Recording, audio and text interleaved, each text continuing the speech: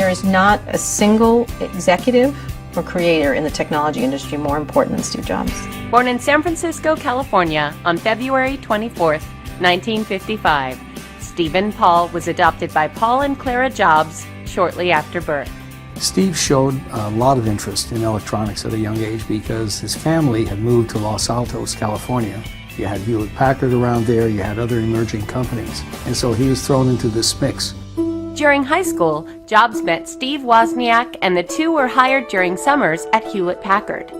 Later, Jobs dropped out of college, but informally continued his education. He wasn't a geek from early on, although he certainly had a high technical expertise. He needed a partner like Steve Wozniak to bring that element to it. But in terms of developing himself, he had interests in art and history in all kinds of areas that are highly unusual for someone in his field. In 1976, Jobs and Wozniak started Apple Computers from the Jobs family garage.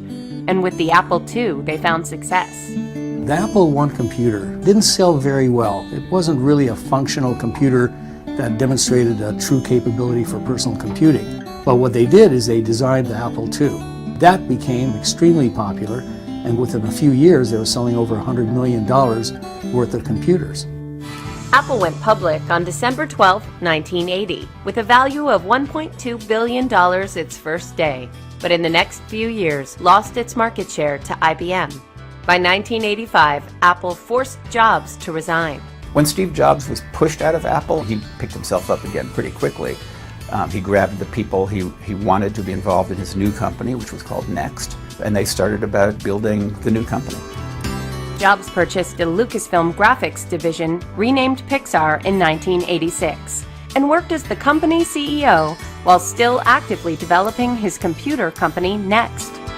Next Computer was the underpinnings of what was coming next at Apple. Everything that went on at Apple, including the operating system, including the design, had its origins in Next. Apple purchased Next in 1996 and eventually returned Jobs to CEO.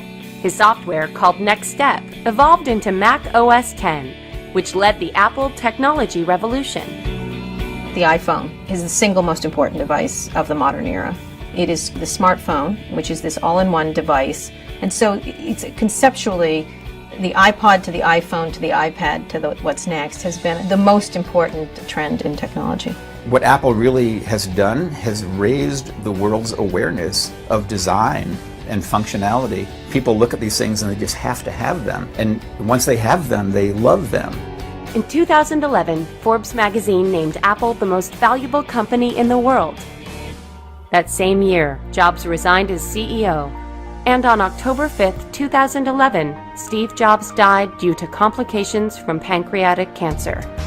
I think Steve Jobs' legacy will be here for a very, very long time. It'll be there at Apple, it'll be at other companies. His legacy is not just the way he ran Apple or the way he developed products. It's a whole slew of different things that he was able to do so effectively that have changed our lives forever.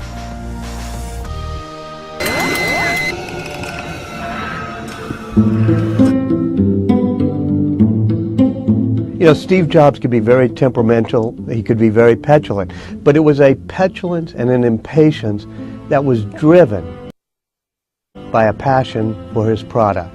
I think that's the main thing to learn about Steve Jobs was if you're going to do something, have a passion for it and make the product perfect. Sometimes it means you'll be a bit impatient with people. That's not necessarily the best way to act, but for Steve, it was the way he got people to do things they thought were impossible. You know, when the first Macintosh team in the early 1980s went off on a retreat, they asked Steve, should we be doing market research? And he said, how do people know what they want until we've shown them? We should know what's on the page before they read it. It's like asking Henry Ford doing market research. He'd say, that would have told me that people wanted a faster horse, not a car. So I think Steve really felt it was important to be guided by the gut. I also, though, think that he understood the importance of empirical data. He was a very sharp, a business person. So in the end, with your gut and your intuition, it's actually guided by all the empirical data you've gotten over the years. Steve always thought creatively. And he thought creatively about what's the most amazing product we can make. And he started with his gut and his intuition and his own feeling of, what do I want? I want 1,000 songs in my pocket. That's why he creates the iPod. You know, I want a beautiful computer that's the size of a tablet. That's why he creates the iPad. So that was Steve's magic, was to be driven by the type of things that he knew he and other people would want.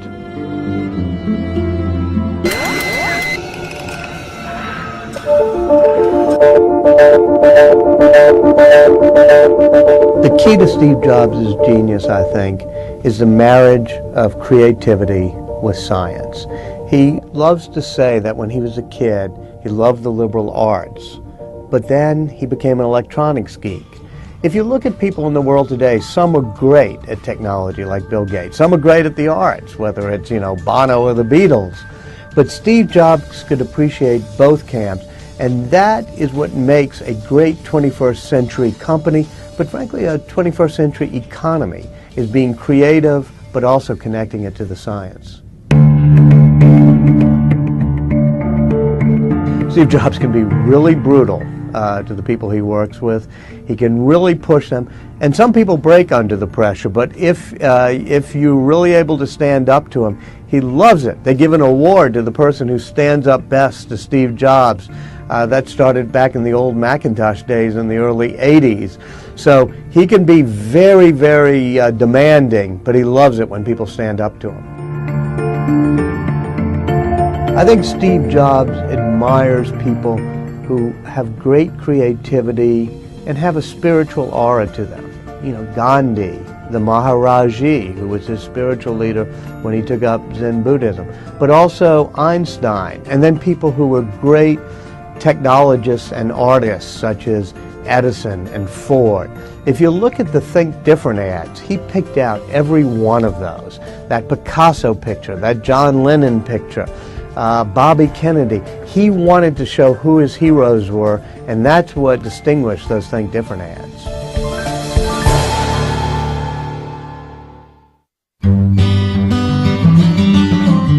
In the late 70s and early 80s, a lot of strands came together in California.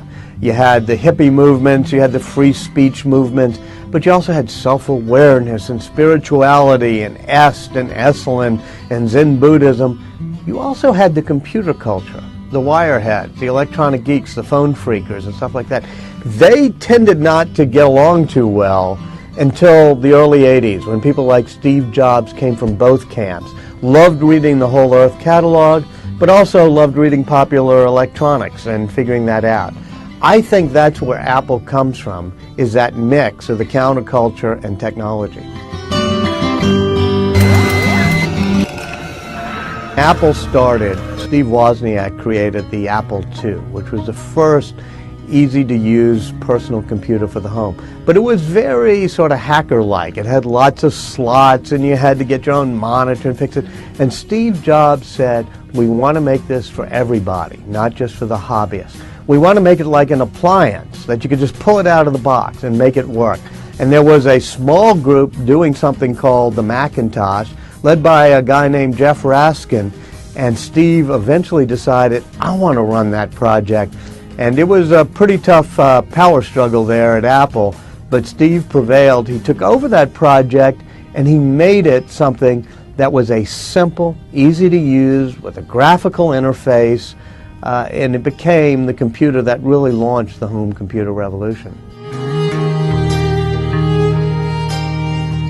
Steve Jobs and some of his team go over to Xerox Park, the research center, and they see this graphical user interface. Looks like a desktop. Steve Jobs once said, he quoted Picasso, good artists borrow, great artists steal. And he bought the rights to use that type of graphical user interface from Xerox, but then he really perfected it. Xerox used it on their own computer and nobody bought it. But Steve Jobs drove the Macintosh team to take that graphical interface and make it so that all the windows tiled and there were pull-down menus and point-and-click mouse. So I think it's unfair to say he stole it from Xerox. He looked at that idea at Xerox and he made it work. Xerox was never able to make it work. Steve got really upset when Bill Gates created Windows and the graphical user interface. And in some ways he's right, which is that Microsoft never made it much better. They just adapted that idea, and it didn't have the creativity, the taste, the beauty, and the elegance of the Apple.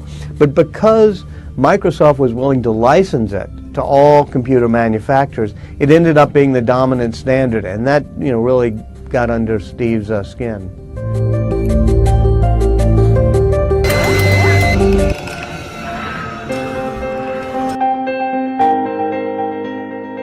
Steve stood at the intersection of creativity and technology, and he said that's where the value is going to come in the 21st century. Not just with the engineers, but with the poets who know how to both be engineers and believe in beauty, believe in design, believe in creativity and imagination.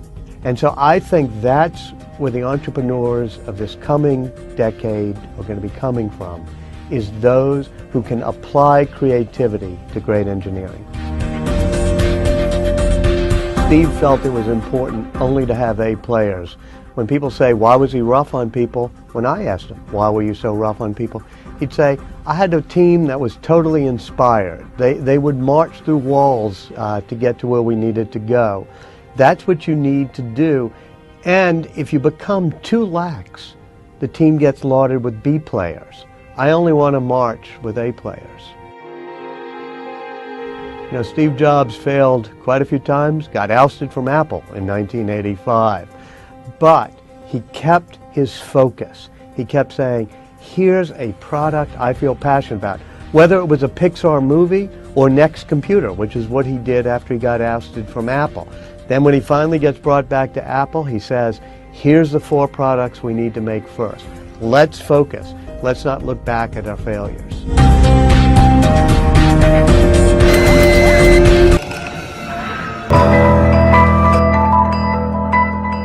Steve Jobs wanted to make sure every product was simple and elegant. The very first Apple brochure in the early 1970s said, simplicity is the ultimate sophistication. And so he was always saying, whether it was an iPod or an iPhone or an iPad, can't we get rid of that button? Can't we get rid of that step you have to do in the interface? Can't we make it more intuitive and simpler?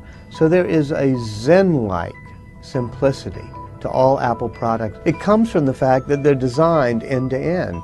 So they work well, the software and the hardware and the content are all designed to work together. So you don't get those ridiculous little error messages that say, 404 error message, because Steve Jobs has tried to figure out how to make it simple and elegant.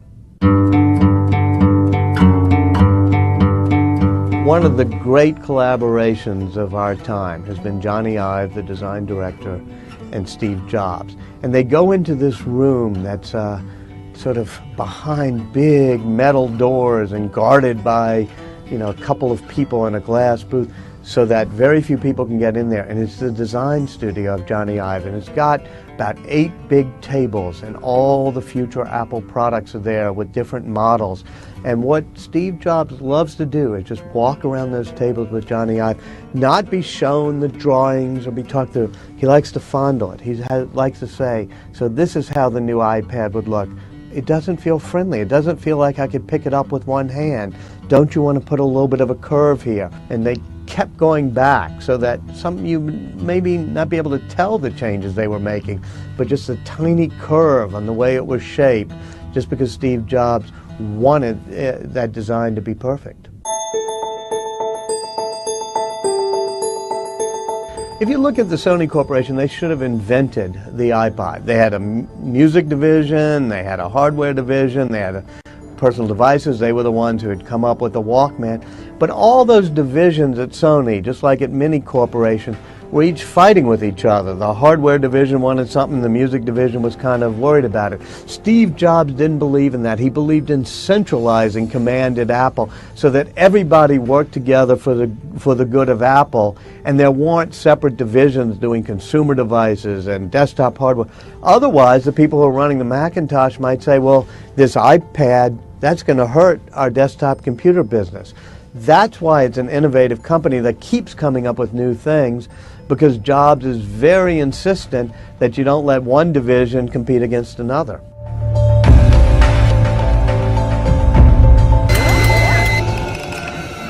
When Steve Jobs came back to Apple in 1997, having been fired, he first made the Macintosh into a great, insanely wonderful computer. And then he said, what's next?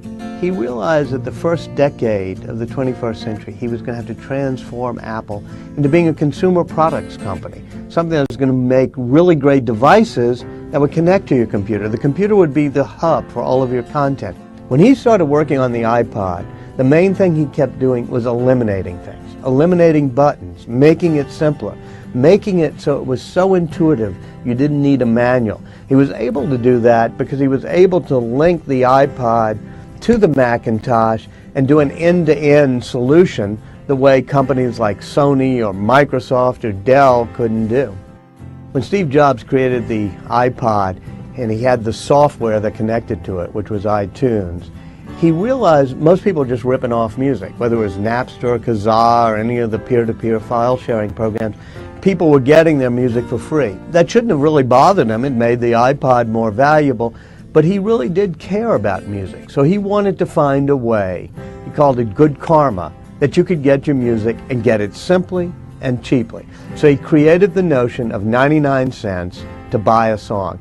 Most of the music labels were totally against it, but they had very little choice, because it was either having your music taken by Napster for free or going along with the iTunes store.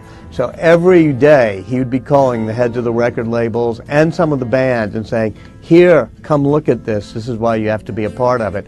And soon he had persuaded them all.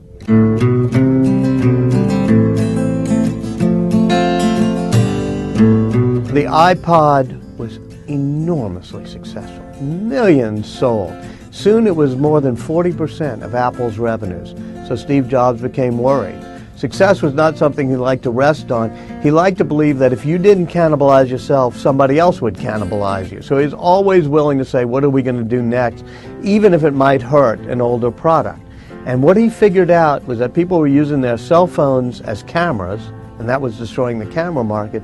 Soon they'd be using their cell phones as music players. So he said, we've got to make a cell phone, and we've got to make it elegant and as beautiful as the iPod, and that's how the iPhone came about. Now, while he was creating the great phone, they were coming up with something called multi-touch, a thing where you can use two different fingers or your different fingers to move the screen around and make it scroll. And they were doing that for a tablet, but he realized he had to get the phone done first. But then he takes multi-touch and decides, I can make a bigger tablet out of it as well. Each one of those innovations could have hurt the previous products of Apple, but Steve Jobs was never worried about cannibalizing his previous products. He said, it was like Bob Dylan said, if you're not busy being born, you're busy dying, and he always wanted to reinvent himself.